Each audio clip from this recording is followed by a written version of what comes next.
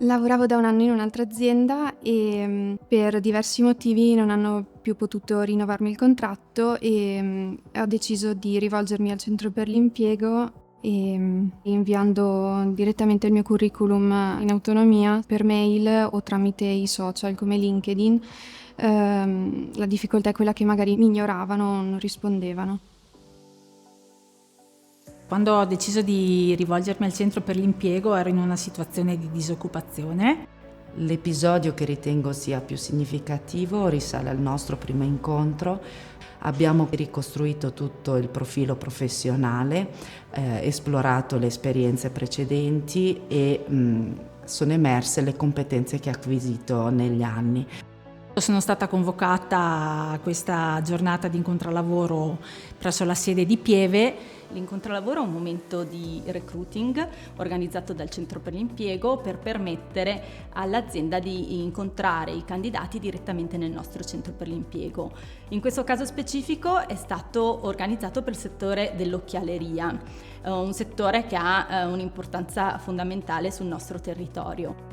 Il Centro per l'Impiego ci ha supportato soprattutto su una preselezione del personale. Siamo stati poi supportati anche per tutte le pratiche, anche burocratiche, che concernono la creazione dei tirocini e degli stage in azienda.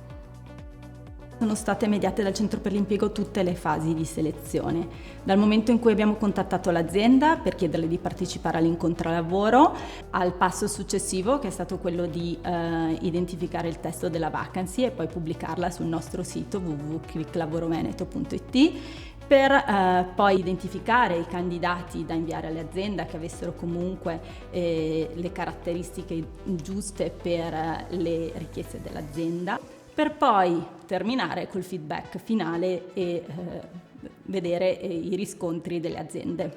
Allora, il principale valore aggiunto sicuramente è quello di un risparmio di tempo da parte dell'azienda, che sappiamo che è molto importante, perché la tempestività di poter trovare le risorse umane necessarie per le varie mansioni è indispensabile e importantissimo per le aziende. Per raggiungere questo obiettivo le competenze messe in atto sono state diverse. Sicuramente quella relazionale, anche una competenza comunicativa, il fatto poi di poter trasmettere queste informazioni ai case manager affinché fossero in grado di identificare i profili idonei da proporre alle aziende, e anche organizzativa, perché abbiamo organizzato un evento che presuppone tutta una serie di attività organizzative perché abbia successo. È stato, diciamo così, provvidenziale, perché sono riuscita a trovare l'impiego perfetto con un'azienda per cui avevo sognato di lavorare da molto tempo e che alla fine mi ha dato questa grande possibilità.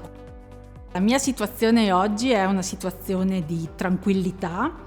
Il lavoro mi piace, lo trovo molto in linea con quello che ho studiato e quello che volevo fare e spero ci sia la possibilità, una volta terminato il contratto, di continuare.